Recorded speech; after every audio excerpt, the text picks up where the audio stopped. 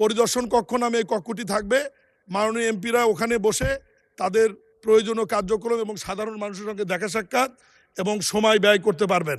একটি সম্মানজনক খবর দেওয়ার জন্য আমি দাঁড়িয়েছি।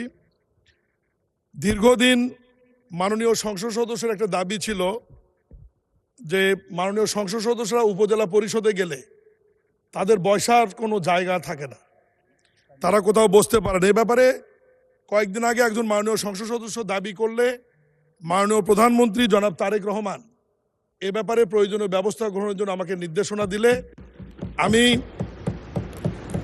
স্থানীয় সরকার পল্লী উন্নয়ন সমবায় মন্ত্রী শ্রদ্ধেয় মির্জা ফখরুল ইসলাম স্যারের পরামর্শক্রমে প্রত্যেক উপজেলা পরিষদের দোতলায় অ্যাটাচ বাথরুম সহ আসবাবপত্র সহ মাননীয় সংসদ সদস্য মন্ত্রীদের বসবার জন্য একটি রুম প্রস্তুত করে দেওয়ার জন্য আজকেই আমরা জিও ইস্যু করেছি, ইউনোদের নামে আদেশ দিয়েছি এবং অচিরেই নতুন ভবনে এবং পুরাতন ভবনে যেখানে যে অবস্থায় আছে সেখানেই এই কক্ষর নামটি হবে পরিদর্শন কক্ষ।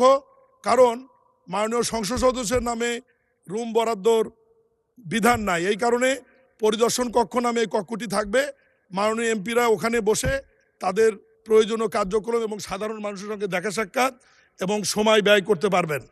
এবং উল্লেখ্য, কোনো মাননীয় সংসদ সদস্য যদি 2টি উপজেলা থাকে, 3টি উপজেলা থাকে, 4টি উপজেলা থাকে, সমস্ত উপজেলাতেই তারা অফিস থাকবে এবং বসতে পারবেন তারা। আমি এ ব্যাপারে পদক্ষেপ নেওয়ার জন্য মাননীয় প্রধানমন্ত্রী আমাকে নির্দেশনা দেওয়ার জন্যে সকল সংসদ সদস্যদের পক্ষ থেকে মাননীয় প্রধানমন্ত্রীকে সবাইকে একটু করতালি দিয়ে অভিনন্দন জানানোর জন্য ধন্যবাদ জানাচ্ছি। এবং মাননীয় সংসদ সদস্য অনুরোধ করব, আজকের তারিখে জিওটি আদেশটি জারি হয়েছে, আপনারা ইউনোদের সাথে কথা বললেই দ্রুততম সময়ের মধ্যে কক্ষটি আপনাদেরকে রেডি করে আপনাদের ব্যবস্থা। ধন্যবাদ মাননীয় স্পিকার, ধন্যবাদ মাননীয় স্পিকার। ধন্যবাদ। মোহাম্মদ জাহিদুর রহমান, ঠাকুরগাঁও 3।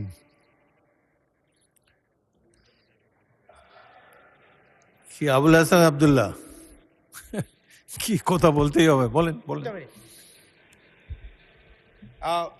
আমি সবসময় হচ্ছে বিভিন্ন মানে বিরোধিতার জন্য দাঁড়াই। আজকে থ্যাংক ইউ জানাচ্ছি যে আজকে এই ধরনের একটা সিদ্ধান্ত নিয়েছেন। আমার এই অপোজিশন থেকে আপনাদের সবাইকে থ্যাংক ইউ জানাচ্ছি যে একটা বসার অন্তত জায়গা হয়েছে।